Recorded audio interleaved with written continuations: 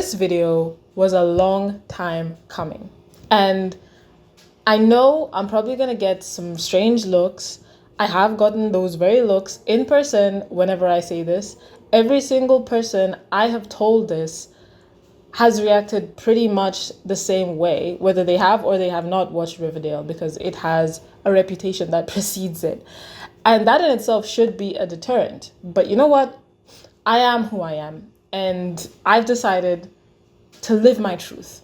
And therefore, I'm here to say, just like how I confessed to genuinely liking Twilight, I'm here now to confess to you guys, and I'm gonna die on this hill, that Riverdale had some of the best writers in the industry.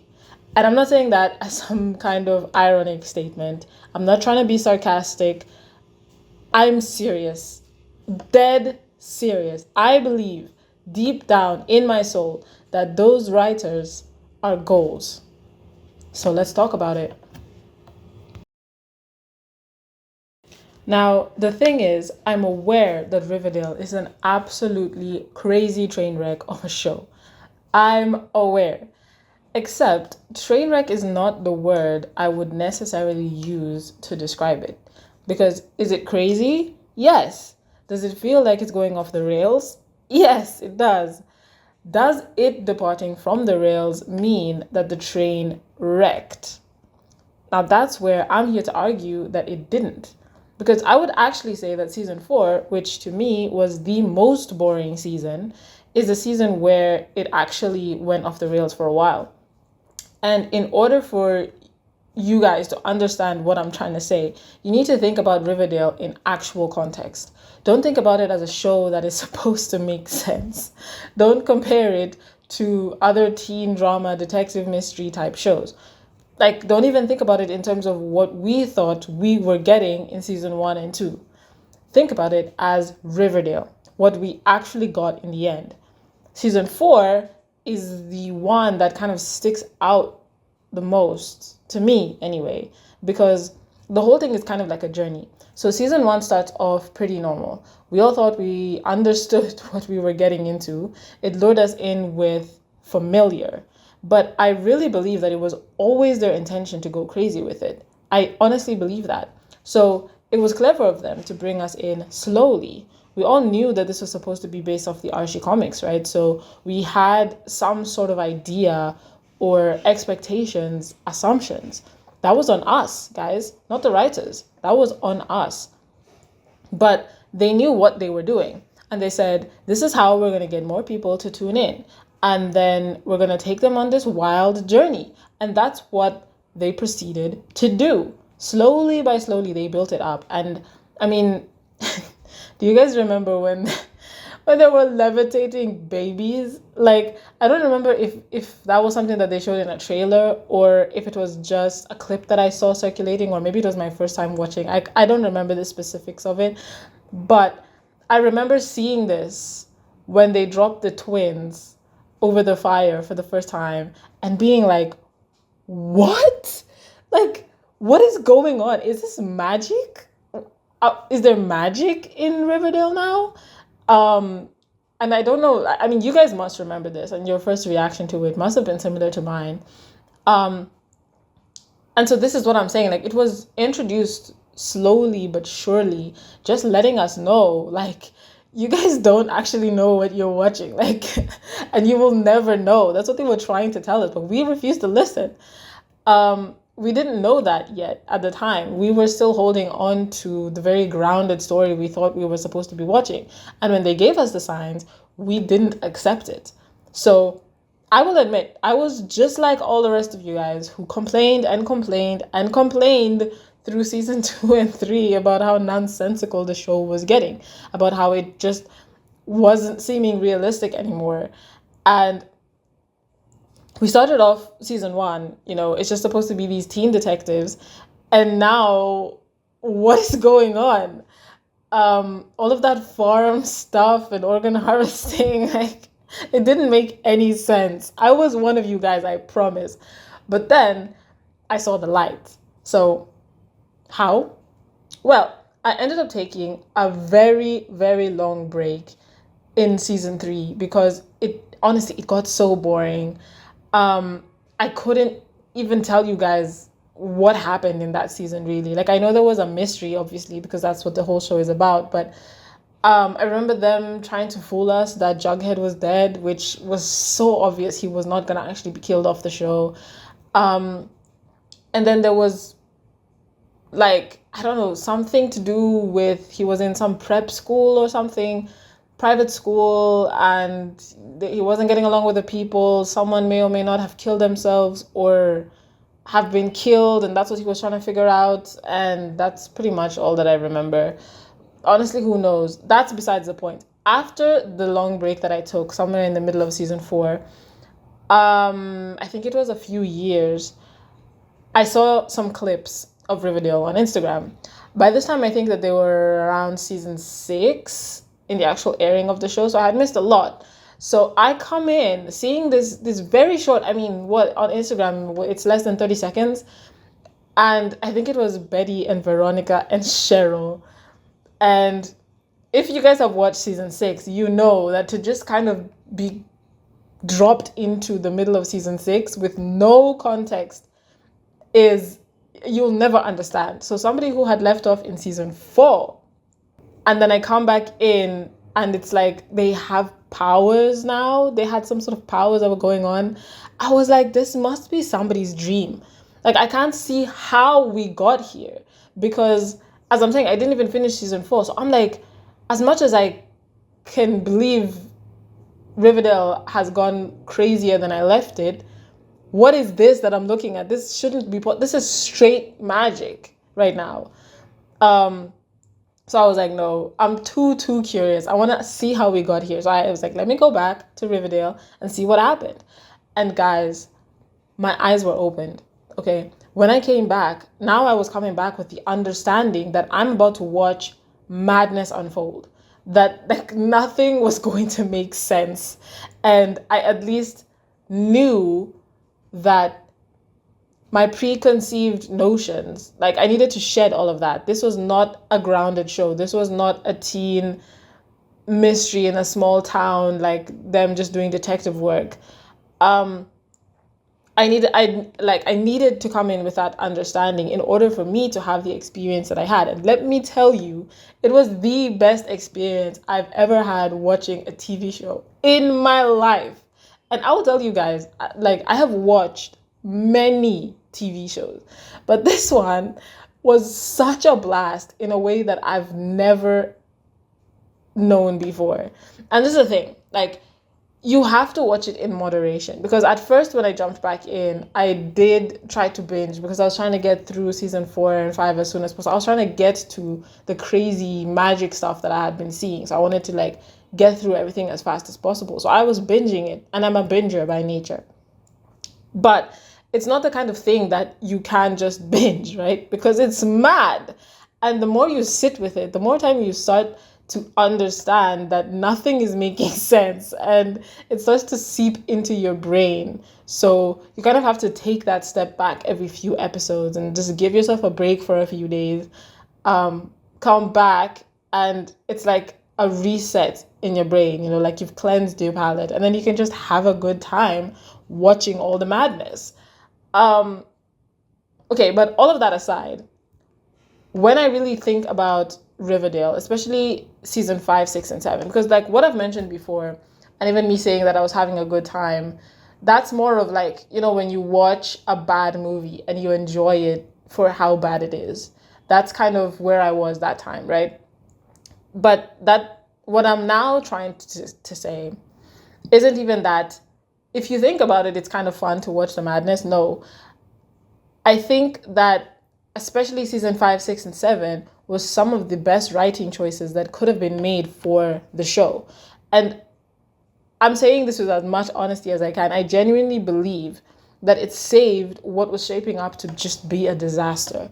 Because in my mind, season 4 is the result of the writers saying, like, okay, people don't really like the direction that we were intending to take the show, as they were trying to introduce more and more crazy, outlandish storylines, and there was a lot of pushback. So they're like, okay, let's try and rein it in and bring back a little bit of what season 1 was, because people really like that. So it's just a more normal mystery, Sherlock Holmes type of thing. And of course, this is me talking without any context. I don't know anything that was happening behind the scenes. I've never watched any interviews. I don't know what the writers or the director or the producer ever said or thought or did. Like, I don't know any of that stuff. But that's what it feels like to me, from the viewing experience. Like, my perspective, especially the second time around when I came back to finish, knowing where things were going, and now that I have completely finished the show and I get to look back on it in hindsight, that's what season 4 feels like to me, an attempted correction. It's like they wanted to do away with the original direction and give people what they thought we wanted. But then that was just really boring because they've already upped the antics in season 3. So we had already come to expect, a certain level of drama and weirdness from the show. So you can't really go back, And I think that they realized that there's no way they're going to please everyone. And that is a fact of life, right? You're never going to please everyone. So once they realized it, then they were just like, you know what? We had a plan, and our show already has this position in the media. Like, people already have attached to it these, titles of like, it's a mad show and things are just crazy and you'll never know what's going to happen. So let's just go with it. It's what they wanted to do. And so they're like, let's just do it. And when they fully committed to the vision and the actors committed to the vision, I'm telling you guys, like, it was all on purpose. And I love it because once they committed and they stopped trying to appease people who wanted it to make sense or have the essence of the comic books or anything like that, and they just went mad, especially in season 6, where literally every episode felt so disconnected. Like, it was just nothing. It was nothing. And it wasn't a coherent storyline. Nothing was making sense. And things were coming out of the woodworks. There was magic, there was creatures, and people were dying and coming back to life and sacrificing the devil. Like, literally anything you could imagine showed up. Nothing was off the table as long as you could imagine it. And I had no idea where they were taking this. I could not even comprehend what could possibly be the plan. Like, how they could steer this in a direction that was ever going to make any sense with where we came from, right? And I was watching it for the first time. I say the first time as if I've watched it several times. I've only watched it once. But as I was watching it, I kept thinking, like, this is a disaster. Like, they don't know what they're doing. They have no ideas. They're just basically doing anything, throwing anything at the wall. And I was having a good time, like I said, because I was so detached from everything. I didn't care about any of the characters, like, really. And I was like, clearly the show doesn't care about them either, because they're not trying to weave an actual storyline that makes me invested in them. It's kind of just like, oh, what's going to happen this episode? And then that's completely wiped clean. Oh, what's going to happen next episode? Had no ramifications, There wasn't a lot of continuity. And I wasn't invested in the storyline, therefore. So now I'm just kind of watching to see what else can they come up with, because it was so unbelievable. And it's like, if you've watched Riverdale and you try to explain to someone who hasn't watched Riverdale what was going on in those seasons, it's impossible, right? It's just impossible.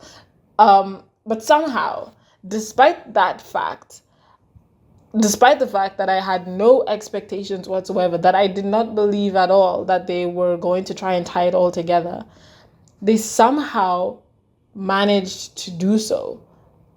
Because then they come back and they tell us, oh, So all that madness that you've been watching, there's a reason. It's not just incoherent villain of the week type thing.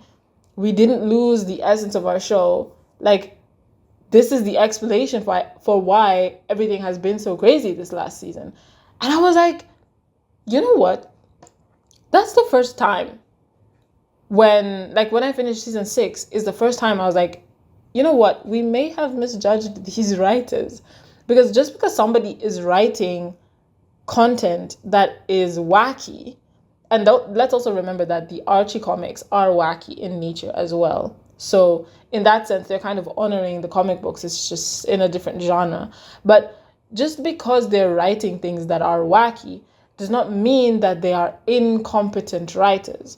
Because even the things that people were saying were so weird earlier on, and this includes me, right? The dialogue, particularly Cheryl's dialogue, is something that if you really allow yourself to, you can see that it's an intentional character decision. It's not that they're trying to write a teenager and failing because they don't know how teenagers speak. It's not because they're attempting to write dialogue and it's stiff and, they're trying too hard or it's coming off unnatural. Their intention is for Cheryl to sound like this all the time. The way she speaks, the way her mother speaks, the way all of them in the show speak, because they all have weirdness to them, every single one. When you think about it, like that, and like this is another thing that I realized throughout the madness of the season, because they then had some insane storyline about how Cheryl was actually some I don't even remember, centuries old witch who was trapped, or like she used Cheryl's body to come back to life and was possessing her or something, and her grandmother was in on it, and that's why she speaks so weirdly, because she's actually very, very, or like she's from a different era. Like, okay, that obviously wasn't real, right? It was in the insane season, but everything that was happening in that season it was mad, but it's just like they're aware, you know what I mean? And most of the time in a lot of shows, just having self-awareness does not itself negate the cringiness of certain things, or the fact that it doesn't make sense, or like it doesn't hide bad writing just because the movie or the show is self-aware or calls itself out on it. Not all the time anyway, but in this case, it just made me realize that they know what they're doing. And when you allow yourself to believe that these writers know what they're doing, you can see it. And you can even see the actors themselves also just committed, completely committed to these characters. So it's not bad acting. It's not bad dialogue. It's not bad storytelling. They knew what they were doing. They had it mapped out. They were intentional with it. And especially now when we're stuck with so many shows that get canceled, and ones that had promise, but then even if they get finished, they don't really go as well as they could have. They don't stick the landing. Like I was really enjoying the Wheel of Time, but it got cancelled, and I don't particularly blame them. I was upset about it, but I don't really blame them. There was just so much about it that I was like, it has so much potential. Like these characters, I could love these characters. And this world and the magic system, like all of it. I could lose myself in this fantasy show if you just... I wish they just like wrote it better, because it had the bones and it could have, but they just weren't doing it properly. And the same thing even with Stranger Things that, we've all just experienced, where it's like, what did you do? Like, what did you do? You had it. You, like, how could you fumble it? You like, it was right there. You know what I mean? But that is what I consider to be poor writing. When you're unable to follow through on things that you set up, like Game of Thrones. When you're unable to conclude your story in a satisfying way. When you're not able to honor the journey and the growth of the characters that you've taken us along with for all these years, like How I Met Your Mother, like that is bad writing. That's a failure on the writer's part. when we're not able to connect with or relate to characters or to root for them or sympathize with them, that's bad acting. That's the actors failing to do their job to bring that character to life. But Riverdale, I mean, I don't think it falls into that camp. I don't think those are the problems. I don't like, I understand that it's not something that is for everyone.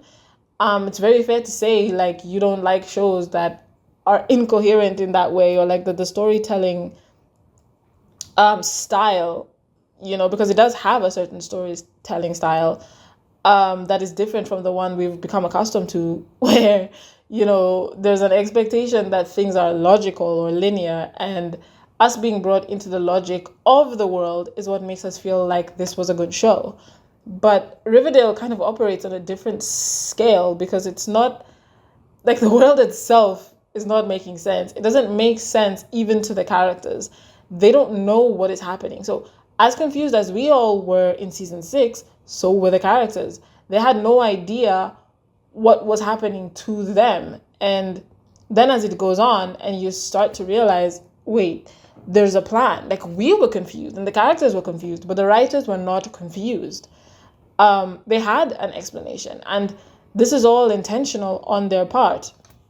So, I don't know. I just genuinely believe that that was good writing. And then they capped it off with what I think is just a perfect ending for Riverdale, because again, it harkens back to all of the expectations when we heard that they were making an Archie comic series, right? That's what they gave us in the finale. It's an entire reset for all the madness and all the things that people may or may not have loved, and all of that stuff. It just kind of almost wipes it completely clean, and we get this entirely different show, but with the same characters that we loved. And we get to see them now in a different setting, and I suppose in a more relatable, logical way that we've come to expect, in general from our shows, or that we were expecting from Riverdale in the beginning. And then it just ended in a way that I think was a really good, beautiful ending that the show deserved. And I don't think anybody would watch that finale and be like, man, that sucked. Or watch it and be like, oh, I wish this character had a different ending, or I wish this had gone better, or like there was this plot hole or this forgotten storyline or this plot device that they just kind of didn't do anything with. Like, I don't feel that there's any of that. And mind you, I'm not a big hardcore Riverdale fan. I've watched it once, like I've said, with very many gaps in between because, you need to take those breaks and clean your palate for a bit, come back and experience it. But a show not being binge worthy, again, I don't believe that that is a marker of a bad show. So it just feels to me that it's like, the writers tied up the loose ends, at least as much as I can remember. They made this insane show, but they did it well. Even the things that didn't make sense, they gave us an explanation for. Whether or not you enjoyed it is another thing entirely, but that's not what we're talking about. People can write something well and you still not enjoy it. That's a taste thing, not a marker of their ability. So yeah, that concludes my defense of Riverdale's writers. And I don't know if I was necessarily intending to really convince anyone of anything with this video, but hopefully you at least look at it with different eyes and are able to appreciate it for what it is and what the writers and producers and the directors and the actors actually intended it to be. Is it still crazy? Yes, it is still one of the most insane shows I've ever watched. It was hard to get through the first few seasons. It was only at season 5-ish, season 6 and 7 that I fully enjoyed myself 100%. But before that, it is a difficult journey. And even within it, depending on your taste, again, it might still be hard. And I'm not saying in any way, shape, or form that it's a perfect show. As I said, they had their missteps in certain seasons. But once they really just committed to what they were doing and just kind of said, screw it. We're not going to try and please anyone. We're not going to we're going to make our batshit show and let the chips fall where they may. I think that's where they really started to shine. And so I'm not even going to say that I love Riverdale. I don't. I wouldn't even really recommend it to anyone unless you're looking for a wild ride. And even then, you still have to get through the first 4 seasons-ish in order to fully appreciate the incomprehensible madness of the second half of the series, the entire series. The first half, the first 4, I don't really think are worth the fun time that comes after. But still, I think that the writers of Riverdale deserve just a little bit more recognition and love from us, because at the very least, you can't say they're not creative. And that counts for a lot in my book. Something that I've been feeling in a lot of movies, especially, is just a lack of passion and a lack of genuine love for what they're doing. I don't feel it. I feel like when I'm watching something, it's as if the movie was created because the studio wanted to put something out. But with Riverdale, I don't feel that. I don't think anybody can say that they feel that. I don't think that they were sitting there just kind of being like, we have to get this done. We have a deadline. Let's just wrap it up and do it as fast as possible. I feel like they were having a good time, and you can feel that through the entire show. Even if it's like mental to the nth degree, I, for one, would rather experience that, like another person's passion and effort and dedication, than a perfectly polished, well-structured, logical show that just feels hollow and soulless, But anyway, let me know what you guys think in the comments below. Hopefully there are some Riverdale sympathizers like me out there. For sure, I know that there are characters that are really, really beloved. Once I came back to the show and I had a bit more of an understanding, especially like around the end of season 5, around season 6, Cheryl became one of my favorite characters. Even though I really didn't like her in the beginning because of how she spoke. Like, I was one of the people who was saying that the dialogue was just weird.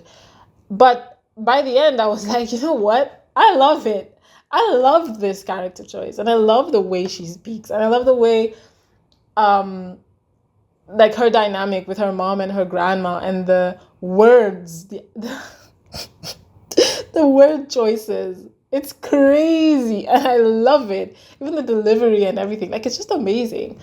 And I know that there are people who love either Cheryl or other characters with the show in a similar way.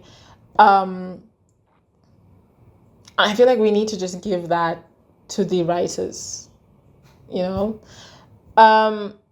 If you enjoy the unhinged madness too, show some love in the comments, and then let me know which characters were your favorite. I'll see you in the next video. Adios!